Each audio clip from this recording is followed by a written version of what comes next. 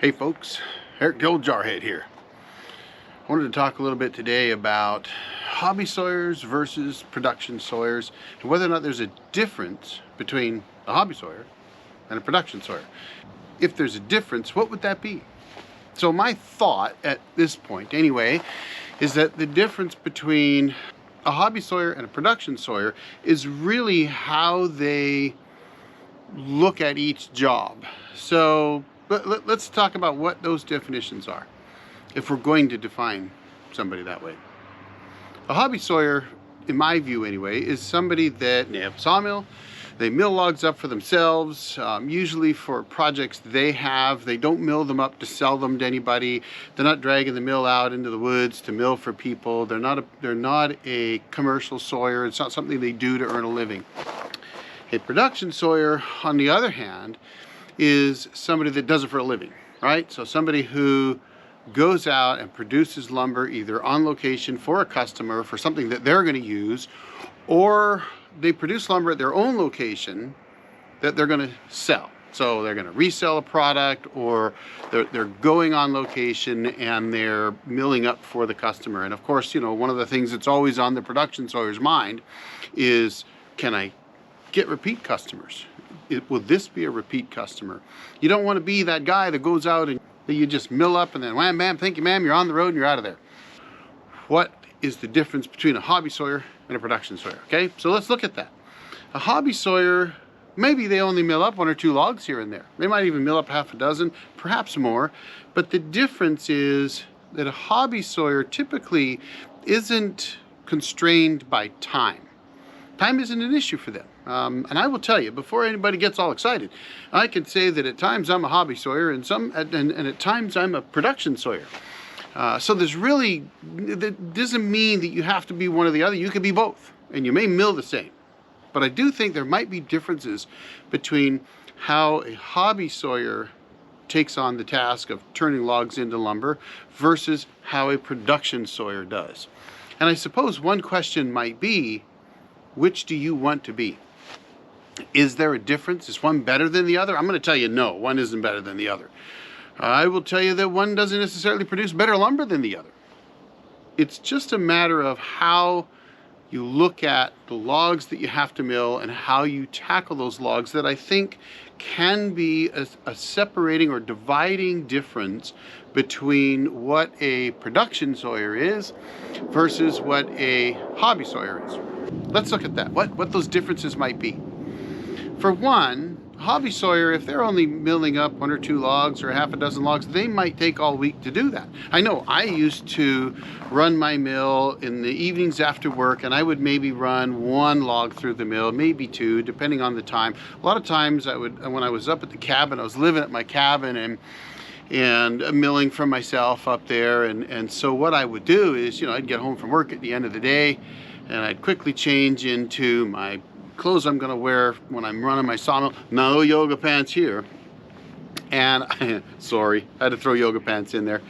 But you know, so I would go up and I would mill that 1 log up, get it all milled up, get that lumber down to where I was going to stack and sticker it. Then I would go and have dinner, and usually that was the end of my day.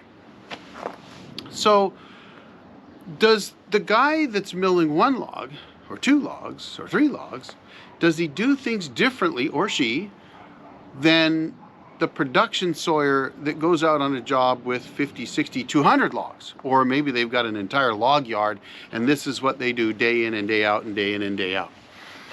I think there are some differences. And one of the things I've noticed when looking at YouTube videos or the questions that I see asked on social media and that kind of thing is that there does seem to be a little bit of a mindset difference.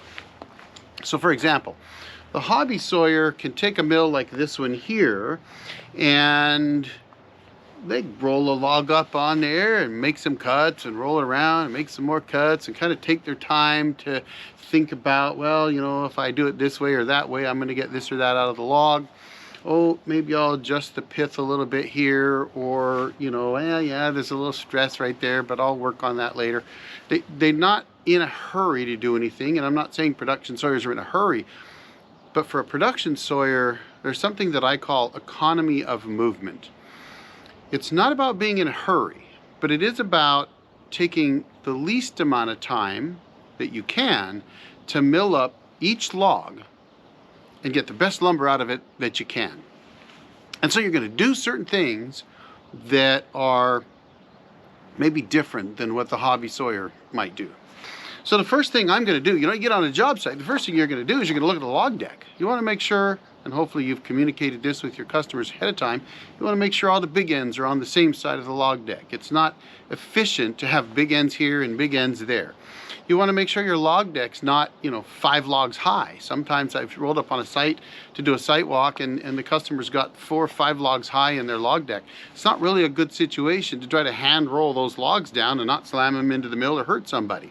So they're going to look at that log deck and say, okay, we need this log deck to be no more than 2 or 3 logs high. We want to have all the big ends on one end. I want to have enough room to pull my mill in and all that kind of stuff. So you're going to get everything set up before you ever even look at milling a log.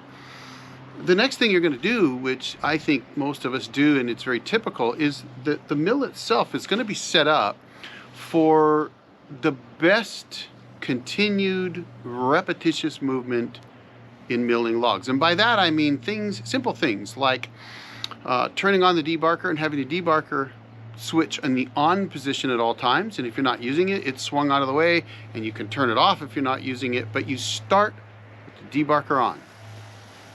Debarker's on, I'll raise the mill head to 24 inches or so, a couple feet up. I'll move the guide arm all the way out. I'll have all these things set up ahead of time, and you might see in the videos that I put out that that's the case, that it's always like that, and I always start the same and return the same.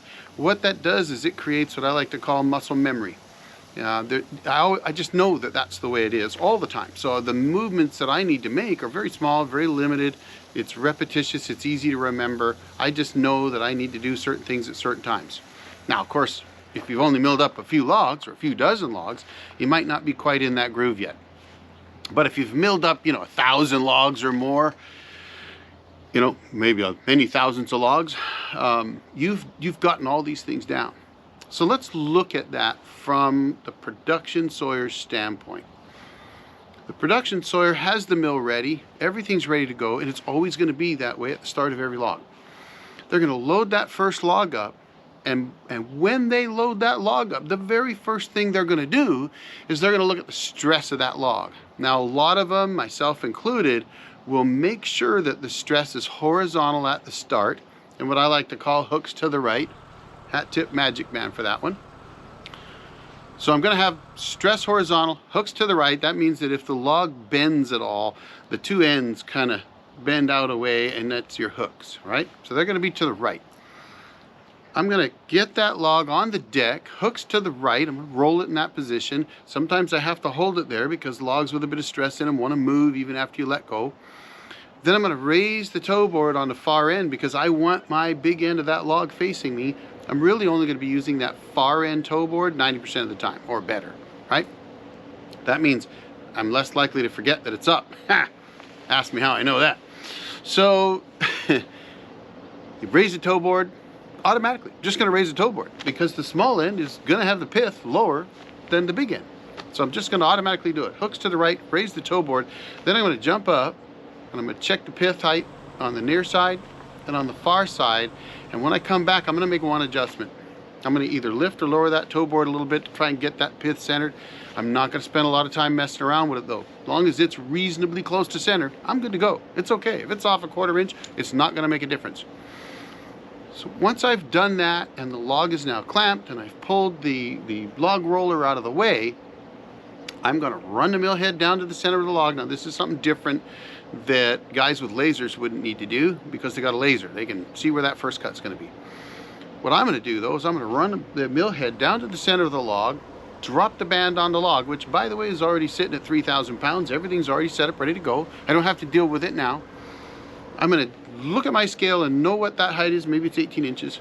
Pick that up, bring her back, and at this point, boom, drop 1.5 inches. Now, different logs require a different amount that you're going to drop it, but as a rule of thumb, what I use is the average log is 1.5 inches. If it's a small log, real thin bark, something like that, maybe only 1 inch. If it's a big log or really thick bark, it might be 2 inches or something like that. But as a rule, 1.5 inches.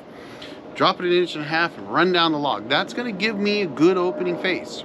By opening face, I mean that I want that cap cut to leave me at least a 4-inch opening face on the small end. The big end's always going to have that, right? It's the small end that I'm trying to get that 4-inch face on. If I drop 1.5 inches, typically I'm going to get at least 4 inches, and that's what I'm looking for. Why? Because my next cut is going to be a flitch cut. It's going to have wane bark on both sides, and I'm going to have to edge that down to give the customer a nice 1 by whatever or 2 by whatever it is they're looking for. When I'm making that cap cut, the other thing I'm going to do is I'm going to set my simple set then to the depth of my next cut and all subsequent cuts on that log if possible. So because I have a simple set, I've got 2 settings. I can have one at say 1 3/4 for 1 inch and 5/8 lumber coming out. That's dimensional plus 1/8. And I might have it set at 1 inch to leave me 7/8 or something of that nature, depending on what the customer wants.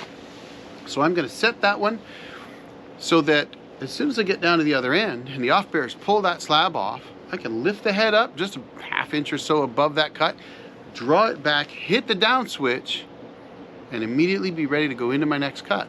And when I go into that cut, my debarker's already running. As soon as I hit the forward switch, the debarker's turning, I can swing the debarker in, then the band will enter the log with a groove already started in front of it. Now I'm going to run down, same thing, run all the way down to the other end. Now in this case, when I get down to the other end, the first cut, I didn't even shut the band off most of the time. This time I'm going to shut it off, lift the head up, the flitch goes away, I pull the head back, I'm going to immediately rotate that log 90 degrees. I'm not touching the toe board because I already know the log's tapered. I already know I have to lift the toe board. I already know I've lifted it for the pith to be in the center. As long as the pith is reasonably straight and doesn't wander all over, it's going to be fine. And if it does, there's nothing I can do about it. So I'm going to go ahead, rotate it 90 degrees, hammer that sucker right into those side supports. Now, maybe hammer is the wrong word, but I'm going to push it right into the side supports so that there's no gaps, that it's flat against those side supports. And this is really important because I can't mess around with kind of flipping it around and doing all other kinds of things. I don't have time for that. So we're going to run that sucker right into those side supports, clamp it down tight, run the mill head down, drop the band on, check the height, come back, drop it 1.5 inches, and away I go again. Debarker comes in, it's still on. I haven't turned it off yet. Never turned it off. Well, we'll turn it off later, but right now I'm not going to. It's going to be on. This is a production sawyer's mindset. Less movement, less things to do, faster production. That's what we're looking for. I'm going to make that cap cut. I'm going to make that flitch cut. When I come back, either I'm going to rotate that log again to start my third face, or if it's a big log and I didn't have a lot of flat area, maybe I only had 6 inches and it's higher than the side supports or whatever, I might not have been able to make 100% sure that it was flat against those side supports. So in that case, I'm going to grab my carpenter square, toss it up on the log and check to make sure that those 2 cuts are 90 degrees to one another. We want them perpendicular. I want 90 degrees start to my cant. I'm not going to mess around, flip it 180 degrees and all those things. I know some guys do that and it works for them. But for me, that takes more movement. That takes longer to build the cant. And I don't have time to mess around with building a cant. I have to get it built, get it milled down, and get the next log up because I got 50 more stacked up behind it. Okay? So then I'm gonna put that carpenter square on. If my cant is off, these are just the first 2 faces. If they're off, they're not a 90-degree angle, I will adjust the log to make up the difference. That will take a little bit of time, but not much. I can tell maybe I'm off a 1/4 inch. Tilt the log so it's a 1/4 inch off, boom, go down, cut that one. I will slap the square on again.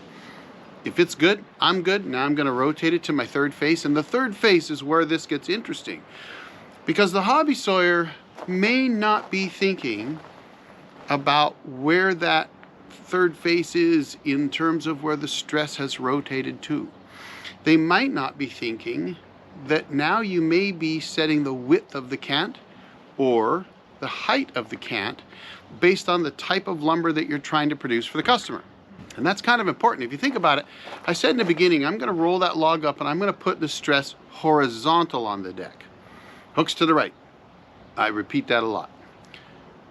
When I made that first cut, stress was horizontal. when I make the second cut, stress is now vertical. When I roll it around to the third face, and I'm going to cut my third face, the stress is again horizontal. That means that the stress is across the deck like this, it's pushing this way. That's important because if I'm making paneling, flooring, studs, something that I don't want a crown in, I now know that with my stress going this way, it's going to crown left or right versus up and down. Okay? So I have to look at that and say, if I'm going to crown to the left or right, that's going to be okay if let's say I'm making 2x12s. So if I now set my height so that whatever height I need, if I'm making 1 5/8" boards to give 1/8 of an inch over dimensional for shrinking when it dries, then a 10 3/8 inch cant is going to give me 6 2x out of that at 1 5/8" each. So if I'm taking my 2x out with the stress going left or right, that means that they're going to crown, and that's good if you're doing rafters and joists. But if you're doing studs or something else, you don't want crowns. So now you have to think about this. I'm not setting my height, because if I go chunk, chunk, chunk, chunk, chunk down the log that way, they're all going to have crowns. If I'm doing flooring, I'm doing 1x paneling or something like that, I don't want crowns in them. That means now I'm setting my width. So I'm going to set the width, whatever that might be. It might be 9 3/8, 11 inches, 12 inches, whatever it is. I'm going to set my width. And maybe I'll do it real easy. I'm cutting on the evens. So cutting on the evens means I'm going to set a 12-inch cant, set my simple set at 1 inch, and just go chunk, chunk, chunk, chunk, chunk down the line. They're going to get 7/8 inch boards out of that. A lot of times that's what a customer wants, really. They're going to shrink a little bit. They'll plane the rest down. They'll have a 3/4 inch board to use, maybe with a little bit of saw mark on it. That's what they want. Sometimes that's what a customer wants, or they just want them rough. They don't care. Maybe it's for roof sheeting or something. So at this point, if I cut flat down, I'm going to have crowns. That's not going to work, which means I have to remind myself at this point, and I already know this, that I'm going to set my widths. So if I've got a 12-inch cant and they want 1x6s, I really need, if it's true dimension, I need 12 1/8. So when I split it, not splitting the pith, mind you, then I would end up with 2 6-inch cants, that kind of thing, right? So I'm going to set my width with that next cut. Now I'm going to rotate it again to open my fourth face, and this is the key. If I set my width when it was horizontal stress, when I roll it up for that fourth face, I'm now with a vertical stress. So the stress is going this way now, right? Because it starts first face, second face, third face, fourth face, okay? At that point, I can set my height and then chump, chump, chump, chump, chump, down I go. Mill that log down, they're gonna get face bends out of that stress. But in essence, what I'm saying is from a production sawyer standpoint, you're looking at every log from a cut list perspective. What does the customer need, and how do I get to the cant that I need in order to provide what the customer needs the quickest and most efficient way? The hobby sawyer doesn't have to do that. A hobby sawyer can do like I used to do. Sometimes I still do it out of habit, I might tell you, but you mark the stress with a crayon. Now you know where the stress is. You'll roll it around several times if you want to, because you always have that mark anyway. It doesn't matter. But when you're really milling the logs out, if you always put the stress to the right, the horizontal stress, you're gonna know that on your third face, you're either cutting your width or your height, okay? I think what I'm getting at here is that when you look at the two, hobby sawyer versus production sawyer, the hobby sawyer isn't that concerned with time constraints. They don't have to be, right? It's just the nature of the beast. They can spend a lot of time trying to make something perfect. They can spend a lot of time messing around with a log. They can do all kinds of different things that the production sawyer doesn't have the time to do. We may do some of the same stuff, but a production sawyer has to do it in a more efficient manner. So one of the things that I see a lot is, for example, is let's flip the log 180 degrees to make every cant. You got your first face, you got horizontal stress, flip it 180 degrees, now you got a horizontal stress. Now that took 2 rolls to get there. Then You got to flip it 90 degrees. Now you have vertical stress. You got to set your height. Then you got to flip it 180 degrees, and you can start milling, or you have to mill to get a cant width or height, depending on what you're doing. You may have to roll it again if you're doing studs versus face bends and so on, right? That's a lot of extra rolling. So I don't want to do that. I want to roll a log 4 or 5 times. That's it.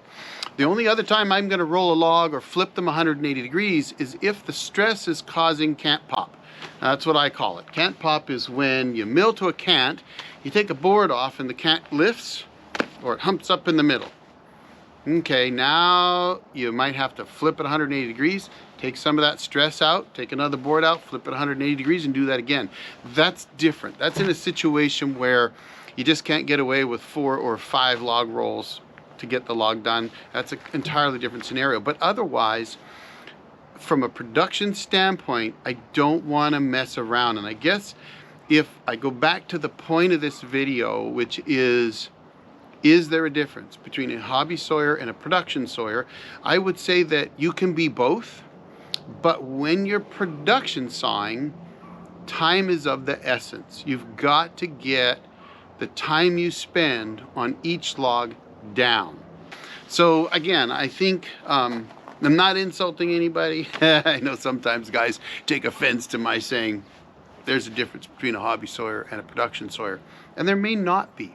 It's entirely possible that there's plenty of hobby sawyers out there that mill the exact same way that I do. It's entirely possible there are guys out there that produce a lot of lumber that do things completely different.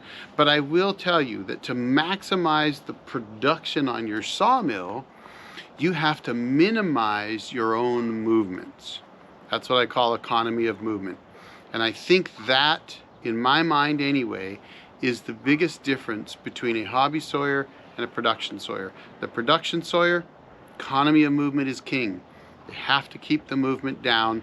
They're going to do things far more repetitious. They're going to do them in an efficient manner that gets the logs up and off the mill repeatedly all day long while producing the best possible lumber they can for their customers. So I hope that makes sense. I'd be curious of your thoughts, what you think about what I'm talking about. Does it make sense to you? Do you have any questions? Be sure to drop them into comments. And if you like what you see, as always, please hit that like button. And if you haven't subscribed to the channel, I think about 80% of you, 85% of you haven't subscribed to the channel. So if you haven't subscribed to the channel, do me a favor, hit that subscribe button. It really helps out. I'm heading up to the cabin this weekend. I'm going to be doing some milling. The weather holds, it'll be great. I'm going to be cutting some D-logs and who knows what else. I'm going to film that, and we're going to have some actual milling videos come back on this channel really soon. Thanks for watching, everybody. The old Jarhead out.